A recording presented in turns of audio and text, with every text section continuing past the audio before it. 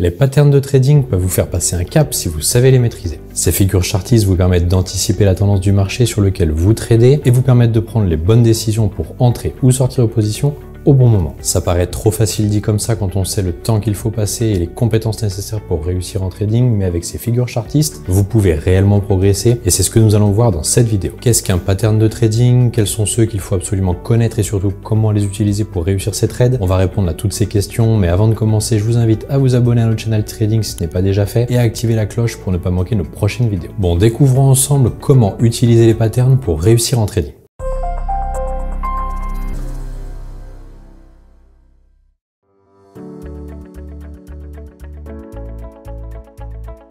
Les patterns de trading, également appelés figures chartistes, sont des configurations spécifiques de cours qui se répètent souvent sur les graphiques de trading. Ils peuvent vous aider à identifier les tendances et les opportunités de trading sur les marchés financiers. Il existe deux types de patterns de trading, d'un côté les patterns de continuation et de l'autre les patterns de retournement. Ils regroupent une multitude de figures avec chacune son propre nom et sa propre signification. Vous avez peut-être déjà entendu parler de l'épaule tête-épaule, du double top ou du double bottom. Il existe également d'autres figures intéressantes telles que le triangle symétrique ou encore le biseau. Mais est-ce que vous savez vraiment à quoi ça correspond ou comment se forment ces patterns? Eh bien, pour faire simple, un pattern résulte du mouvement des prix lorsque les acheteurs et les vendeurs interagissent sur le marché. Les traders analysent ces interactions pour identifier des tendances ou des retournements, ce qui peut produire des patterns. Les traders peuvent utiliser différentes techniques pour identifier ces patterns, telles que l'analyse technique ou l'analyse chartiste. D'abord, l'analyse technique consiste à examiner les données historiques des cours pour identifier des tendances ainsi que des niveaux de support et de résistance. Quant à l'analyse chartiste, elle consiste à utiliser des graphiques,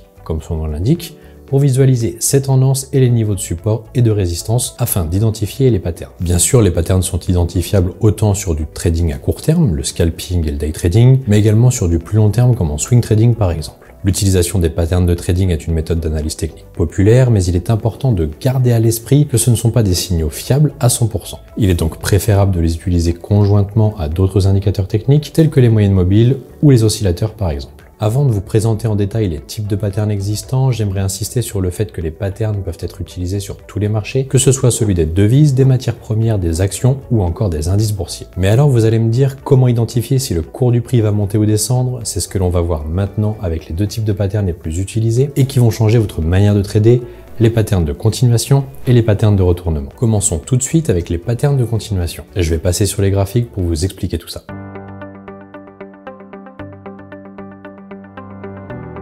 Les patterns de continuation sont des configurations de prix qui peuvent indiquer que la tendance actuelle sur les marchés financiers est susceptible de se poursuivre. Ils peuvent alors aider les traders à identifier les points où une tendance pourrait se maintenir plutôt que s'inverser. Ces patterns peuvent être utiles pour confirmer une tendance et pour aider à prendre des décisions de trading plus éclairées. Dans cette vidéo, je vais me concentrer sur trois patterns de continuation les plus utilisés, à savoir le rectangle haussier ou baissier, le drapeau qui peut être aussi haussier ou baissier, et enfin le triangle symétrique. On va commencer par le plus commun, le rectangle haussier, qui peut également être appelé période de range ou de stagnation de marché. Alors donc ici, on peut constater qu'on voit une borne supérieure, une borne haute, qui va faire office de résistance. On voit bien que le marché n'arrive pas à aller au-delà pour l'instant. Et une borne inférieure qui fera office de support où on est venu plusieurs fois travailler sur ces niveaux. Donc là, typiquement, on a deux choix. Soit on va casser vers le haut, soit on va casser vers le bas. Si on casse vers le haut, on prendra des achats. Si on casse vers le bas, on prendra des ventes. Qu'est-ce qu'on peut voir? Le marché a borné et a cassé ici au niveau de la résistance. On a alors deux solutions. Soit le prix va effectuer comme ceci un pullback, soit il va justement directement monter. Le pullback, c'est quand on va venir travailler sur la résistance qui fait maintenant office de support. Le pullback va se produire dans 70% du temps, donc ce qu'on peut vous conseiller, c'est d'attendre ces 70% là. Il y aura une plus forte probabilité que votre trade se termine de façon positive. Et si le prix veut partir à la vente par exemple comme ici, deux solutions. Soit on va faire un pullback, soit le marché va décaler directement. Cependant, retenez bien qu'on a tout de même un pullback 70% du temps. Le principal, c'est vraiment d'attendre la cassure. Idéalement un pullback, car on peut justement avoir des exagérations comme ici qui peuvent nous donner des faux signaux. Passons à présent au drapeau. Le drapeau haussier, au même titre que le drapeau baissier, est construit à partir d'une première droite de support qu'on peut voir ici en rouge. ainsi qu'une droite de résistance qu'on peut visualiser en vert. A l'inverse, des rectangles où les prix évoluent en range, le drapeau haussier dans ce cas-là se traduit par un ralentissement dans une tendance haussière. Donc c'est-à-dire que le mouvement repart à la baisse, en correction, avant de repartir à la hausse. C'est-à-dire qu'en situation de tendance haussière, il y aura une légère phase de retracement baissier. En fait, dans cette situation, les acheteurs hésitent. Les vendeurs reprennent un peu la main, puis on casse cette droite, donc cette résistance qui après fait justement office de dynamique pour que les acheteurs reprennent la main sur les marchés et on peut voir qu'on a une très belle dynamique qui continue par la suite. Comment analyser un peu tout ça ?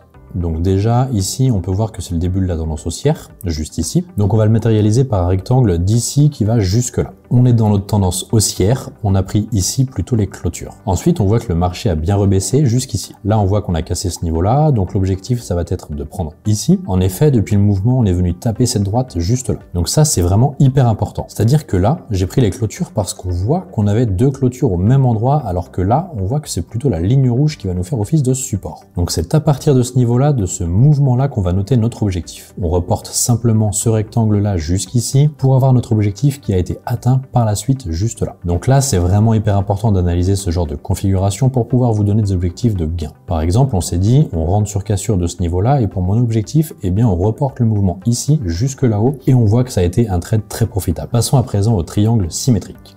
Les triangles symétriques sont des figures formées par les lignes de tendance symétriques par rapport à l'horizontale. On peut voir ici donc une ligne de tendance baissière qui va faire office de résistance et ici une ligne de tendance haussière qui va faire office de support. Le prix évolue donc par oscillation entre ces deux droites qu'on peut voir juste ici. Deux points minimum doivent être touchés sur une droite de tendance. Donc là, on a 1, 2, 3 et ici 1 et 2. Donc là, on peut voir qu'on a un triangle symétrique qui a été validé. Il s'agit donc essentiellement d'une figure de continuation comme la plupart des triangles. C'est-à-dire qu'ici, on est dans une tendance baissière par rapport au graphique qu'on pouvait voir auparavant. Et donc là, il y a de grandes chances, une grande probabilité que le prix casse la borne basse, donc la borne support de ce triangle symétrique. Un tel triangle survenant sur un creux et donc à l'issue d'une tendance baissière sortira la plupart du temps par le bas dans 2/3 environ des cas. Les triangles symétriques sont 2 à 3 fois moins fréquents que les triangles haussiers, donc ascendant et baissier descendant. Les pullbacks sont assez fréquents également.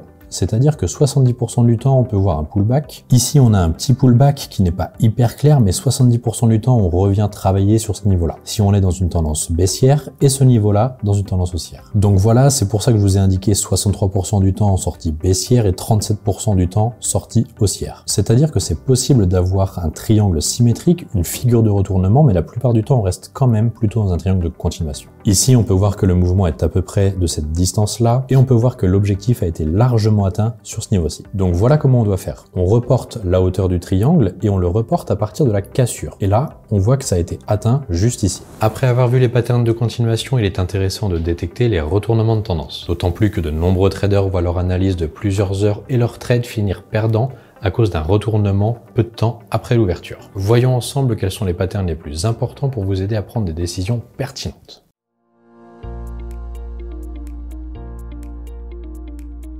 Avant de vous présenter les 3 patterns de retournement que j'ai sélectionnés et qui sont pour moi les plus importants en trading, laissez-moi définir brièvement ce que sont les patterns de retournement. Les patterns de retournement sont des configurations de prix qui indiquent un potentiel changement de tendance. Autrement dit, ils sont utilisés pour identifier les points où une tendance haussière pourrait se retourner en tendance baissière et inversement. Parmi les patterns les plus courants, on retrouve le double top, l'épaule tête-épaule et le biseau. Commençons avec le double top ou double bottom. Comme je vous l'ai dit avec les patterns de continuation, les patterns de retournement fonctionnent aussi bien dans une tendance haussière que baissière. Les sommets sont fréquemment agencés par 2 et quelquefois par 3 sommets. On parle donc de double ou de triple top. Ils vont donc nous signaler les zones de résistance potentielles qui seront susceptibles de faire office d'obstacles et d'entraîner des retournements baissiers par la suite. Cette figure prend la forme d'un M, comme on peut voir juste ici. Les deux pics doivent avoir une certaine symétrie en termes d'amplitude, mais également en fonction d'une durée. À noter que nous avons 6 fois sur 10 le deuxième sommet juste ici, qui sera plus bas. Ce qui dénote bien du fait que les acheteurs s'essoufflent et que les vendeurs reprennent la main. Les deux sommets générés prennent naissance sur une zone de support qu'on peut voir juste ici, qui s'appelle la ligne de coup. Celle-ci peut être horizontale comme ici, ou légèrement oblique et correspond à une ancienne zone de résistance. C'est la rupture baissière de cette ligne, donc juste ici, qui validera la figure. D'après les statistiques, la baisse se poursuit dans 83% du temps. Pour les 17% restants, le prix dépassera la ligne de coup pour ensuite réintégrer la ligne de coup à la hausse. Les pullbacks sont très fréquents et arrivent dans 70% des cas, comme on peut le voir juste ici. On est venu retravailler la ligne de coup après la cassure, ce qui a permis au prix de chuter. Justement, quand on va trader par exemple les figures chartistes, on va prendre la hauteur du M depuis la ligne de coup jusqu'à jusqu'au sommet qu'on va reporter directement à partir de la cassure qui nous fera office d'objectif. On va parler à présent de la psychologie de cette figure qui représente un double échec. Sur les points hauts, on peut voir que là on n'a pas réussi à aller plus haut, et là on n'arrive pas à aller de nouveau plus haut non plus. Il s'agit donc d'une incapacité du prix à venir former de nouveaux plus hauts. On peut voir un essoufflement des acheteurs. Suite au premier sommet, on peut voir un second sommet se former qui semble donner leur chance aux acheteurs ayant raté la première hausse. Mais souvent, ce mouvement est moins fort. Une fois le prix revenu à proximité des sommets, les investisseurs vont revendre leurs titres en piégeant les petits porteurs qui, pris à contresens, n'ont pas le choix que de liquider rapidement leur position, ce qui donnera une belle dynamique par la suite à la cassure de la ligne de coup. Passons maintenant à une figure incontournable en trading, le pattern épaule-tête-épaule. Cette figure est vraiment la star des figures chartistes car elle ressemble beaucoup à un triple top avec un sommet central plus haut. Il s'agit dans 94% des cas d'une figure de retournement baissier qui survient à l'issue d'une tendance haussière qu'on peut voir sur le graphique juste ici. Cette figure présente donc 3 sommets successifs. Le premier est appelé l'épaule, le deuxième est appelé la tête qui sera plus grand que le premier et le dernier appelé épaule qui sera de même taille que le premier sommet. Idéalement, on souhaite avoir une symétrie temporelle des 3 pics, que ce soit sur l'espace des différents sommets entre eux, ainsi que leur durée. C'est important qu'ici, on ait la même structure environ que celle-ci. Si on a une épaule qui est large, et ici une petite épaule, ce ne sera vraiment pas idéal, donc c'est vraiment important d'avoir une symétrie par rapport à ça. Idéalement, on cherche une symétrie entre les deux épaules. En effet, la symétrie de la figure est l'une des clés essentielles pour une bonne identification. Alors, la ligne de coup juste ici qu'on a pu identifier est le support où prend naissance cette figure chartiste. Elle peut être donc ascendante dans 52% du temps, descendante dans 43% du temps ou horizontale les 5% restants. Une cassure baissière valide arrive donc dans 93% du temps. Il peut arriver que dans 5% du temps, une fausse cassure de la ligne de coup se produise, c'est-à-dire une petite cassure puis une réintégration pour repartir vers le haut. Et dans seulement 2% du temps, le prix partira à la hausse. Le pullback sur la ligne de coup est fréquent et arrive dans 45% du temps. C'est-à-dire qu'on vient retravailler ce niveau qui va faire maintenant office de résistance. Parlons maintenant de la psychologie de cette figure. Elle nous indique un échec de 3 tentatives haussières successives. Donc là, un premier échec, ensuite un second beaucoup plus haut, et ici un troisième échec. Voici comment on peut interpréter les petits du marché, c'est-à-dire les amateurs, les boursicoteurs qui ont acheté la plupart du temps à cause d'une bonne nouvelle fondamentale diffusée par exemple dans la presse ou sur des sites comme investing.com ou Forex Factories. Les investisseurs institutionnels, c'est-à-dire les grands du marché comme par exemple BlackRock, vendent les titres qu'ils ont acquis à des prix bien plus bas, bien plus intéressants. L'intérêt donc de ces derniers est de laisser monter le cours en proposant peu de titres à la vente. Cette attitude explique donc les hausses à faible volume lorsque le cours devient plus avantageux. Il alimente le marché qui bloque à la hausse pour ensuite rechuter. Sur le support, qui est présenté par la ligne de coup, les institutionnels n'ayant plus d'intérêt à vendre aussi bas, les petits du marché ont donc la possibilité de lancer un nouveau rallye haussier beaucoup plus dynamique qui représentera la tête de cette figure. Ensuite, on peut voir une phase descendante liée à la vente des gros porteurs, par exemple les grosses institutions, mais également par la prise de bénéfices des traders amateurs. Enfin, on peut voir que le cycle sera identique pour le troisième rallye haussier qui représente la seconde épaule. Cette figure chartiste est la représentation entre les institutionnels qui seront vendeurs et les petits du marché qui seront acheteurs et qui se feront piéger. La deuxième épaule nous montre l'essoufflement de la tendance haussière. Pour finir ce top 6 des meilleurs patterns et les figures de retournement, on va parler du biseau ascendant ou descendant. Les biseaux sont des figures chartistes délimitées par deux droites de tendance convergentes qui sont arrêtées dans la même direction, ce qui les différencie donc des triangles. On va prendre pour exemple le biseau ascendant qui a une droite de support ainsi qu'une droite de résistance convergente orientée vers le haut. Il faut au minimum 2 points de contact pour valider la droite, support ou résistance. Le prix va donc osciller entre ces deux droites. Ces figures sont plus rares que les triangles ascendant, descendant ou symétriques. Les biseaux ascendants sortant 82% des cas par le bas, 53% du temps on aura affaire à un petit pullback, c'est-à-dire qu'on va revenir retester le support qui fait maintenant office de résistance. Lorsque cette figure apparaît sur un point haut de marché, on le nomme biseau d'essoufflement haussier. C'est donc une figure de retournement à la baisse. Qu'est-ce qu'on peut voir par rapport à la psychologie qui en ressort? Eh bien on peut voir que c'est assez surprenant car le prix chute après la cassure du support alors qu'on voit que le marché est très haussier. Mais le support haussier nous montre l'augmentation de la pression acheteuse qui pousse les prix de plus en plus haut sur la résistance. Cette figure est donc une succession de sommets de plus en plus haut et de creux également de plus en plus bas. Mais alors comment expliquer la cassure du support vers le bas et le retournement de tendance? Eh bien on voit que l'amplitude des oscillations diminue, ce qui nous montre l'essoufflement de la tendance haussière.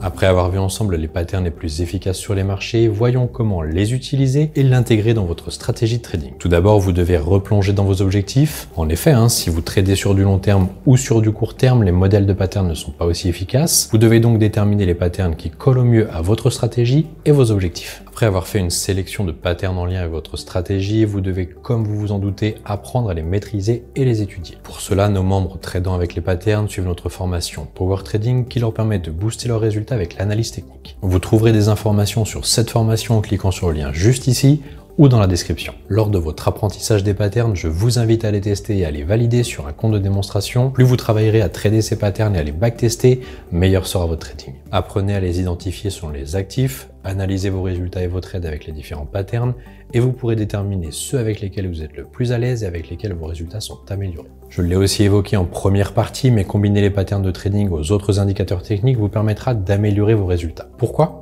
Car les indicateurs tels que les moyennes mobiles ou le MACD vous permettront de filtrer les faux signaux et vous permettront de confirmer et de rendre vos signaux encore plus forts. Le dernier point, et qui est pour moi le plus important, est la gestion des risques liés au trading avec les patterns. Je vous invite à prendre le temps d'établir des objectifs de profit cohérents. Tout cela se rapproche de votre money management avec une gestion saine de votre capital et une prise de conscience quant à l'importance de confirmer des gains en trading. Pour vous aider, le stop loss sera encore une fois votre ami si vous souhaitez trader avec les patterns et vous permettra de couper votre position si votre analyse n'était pas bonne.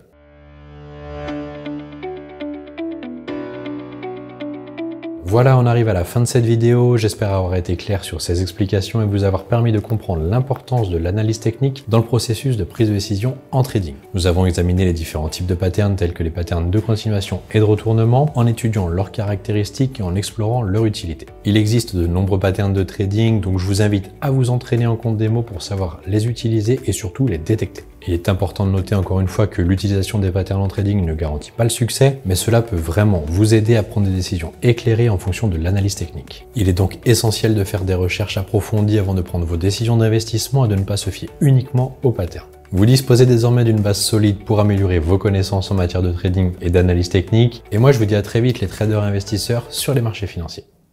N'hésitez pas à liker cette vidéo si vous l'avez aimée. Vous avez envie d'en savoir plus sur l'investissement sur les marchés financiers? Avec toute la team Alti, nous vous avons préparé une formation gratuite qui est disponible en haut à droite de la vidéo et dans la description. A bientôt les traders rentables pour une prochaine vidéo.